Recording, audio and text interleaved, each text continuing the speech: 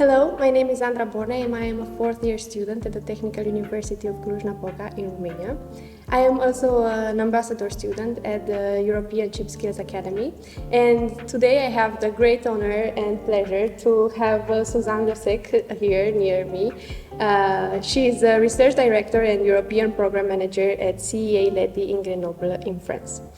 We are here today to talk about working in the semiconductor industry, what the career path might be, and what sort of challenges students and young professionals might face.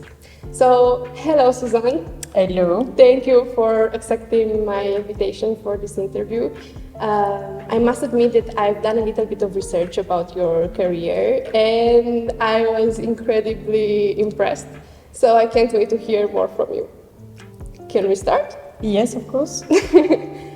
Could you briefly tell us about your career journey and what motivated you to start a career in this domain?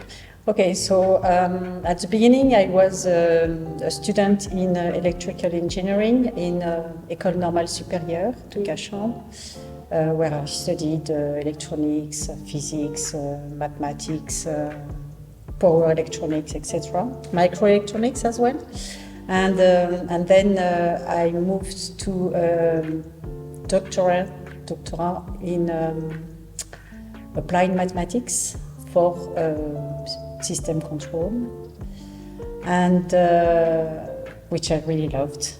This topic was really amazing, and then I moved to applications of applied mathematics to data fusion. Mm-hmm.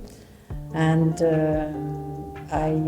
I was professor in the University of Grenoble, and I moved to CEA-Leti in 2009, where I moved to research in system on chips, power management, and back to data fusion, Bayesian, based on Bayesian filters. And then 3 years ago, I moved to another department, and now I am in charge of EU programs. I see. Full of adventures. Yeah, a lot of changes all along my career, different topics, but yeah, it's really fantastic to move. What were the major challenges that you needed to face throughout the years? At the beginning, it was first to find a position as a researcher and a teacher, because there is not so much position. Mm. And then I had to change several times my research subject, which means that every time you have to restart state of the art and then find some ideas, publish, find a new community, etc. And every time it's a challenge. You need to reinvent yourself. Exactly, yeah. Exactly. So I had to move several times, but I think that it's a chance because in this way I have a broader view of the domain. Mm. So I can discuss with colleagues from electronics or from microelectronics or from computer science. At least I have a bit of vocabulary and I can understand what they discuss. That's not a small thing. No, yeah, I don't know. No. But it's really interesting because then you meet a lot of different people, different profiles. Yeah. Yeah. You mentioned that you were part of academia and now you work in a research institution. What made you make the shift and how did you feel during the transition? Because I imagine it was not that easy. I made the transition because I wanted to have more impact on the society. And in my domain, when I was at the university, it was basic research, very theoretical. Yeah. And I wanted to move closer to the industry. I see. And this is why I decided to move. It's a big challenge because I was professor. It was quite comfortable. I had my team. I was in charge of a teaching department. And then I left everything and I restart on a new subject. So, big move. was a bit scary at the beginning, no? Yes and no, because I said, okay, it's a challenge, and if it doesn't work, I will do something else. Yeah. You had confidence. Yeah. Yeah, you were capable of doing anything. Nice. So you mentioned that at CEA you worked on projects like power management of multiprocessor platforms and Bayesian data fusion for environmental perception. Could you give us more details about this project and what were their impact? Okay, so for data fusion for environment obstacle detection, basically, the first application is related to automotive and autonomous vehicles. And for this, in fact, you have several sensors on the car, and you have to merge information from all these sensors in order to detect where the obstacles are around you, and also try to detect the speed of the vehicles around you, or the bicycles, etc. And with this technology, at that time, I had a colleague that is blind, and we always discuss technology and what we can do to support people in their daily life, especially disabled people. And he always said, okay, we have wonderful technology. What can we do with this to help blind people? And we met a startup from Lyon, and these guys are really amazing. They're friends now. And they developed a white stick for blind people, and they put some sensors on it to detect obstacles, not only on the ground, but also over the whole height of the person. And okay, we said, started to discuss what we could do, which sensor we could add, how to build a model of the surrounding to detect obstacles and provide information. And then we said, okay, we want to work together, but we need money. Yeah. So we decided to go for a European proposal. We submitted the proposal and we won the project. So it was just amazing because we had some money, we had a really nice European team with some Italian guys, with some Irish people, people from Switzerland as well. And everybody were convinced that with our technology we were able to change the life of people. And we're working with passion. Yeah. Yeah. And even with this COVID period that we had during the project, we were able really to achieve a lot.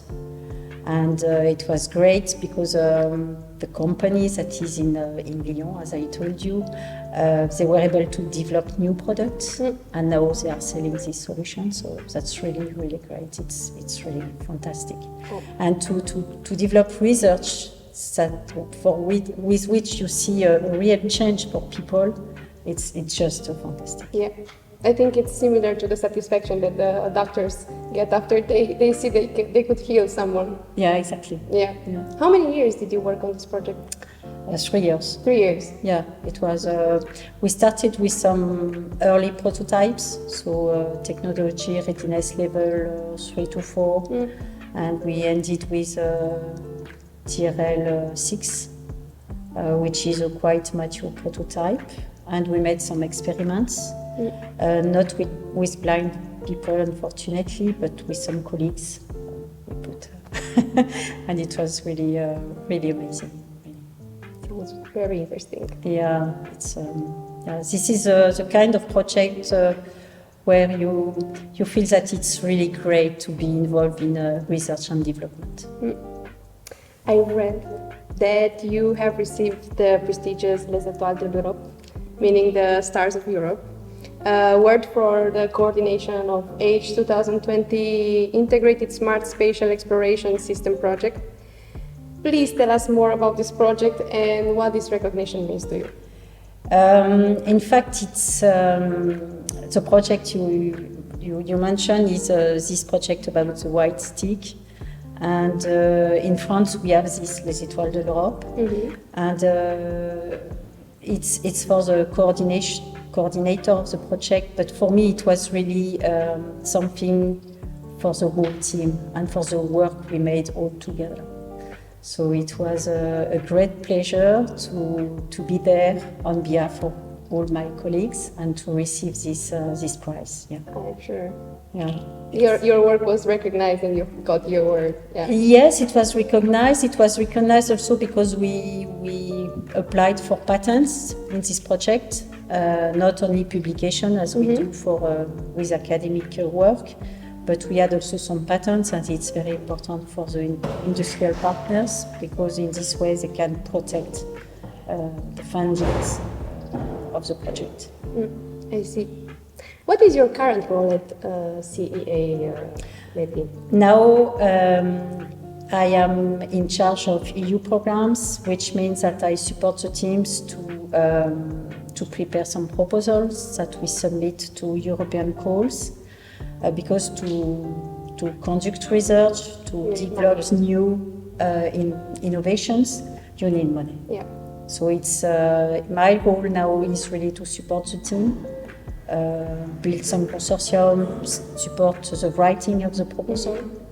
It's sometimes very huge documents, many partners. So, but it's also a lot of fun because you meet amazing people, very friendly, but they also they're experts in their domain. Yeah, passionate. They are keen to share their knowledge. That's just fantastic. Amazing. Yeah. As someone who has successfully navigated both academia and applied research, what advice would you give to young, enthusiastic students and maybe researchers?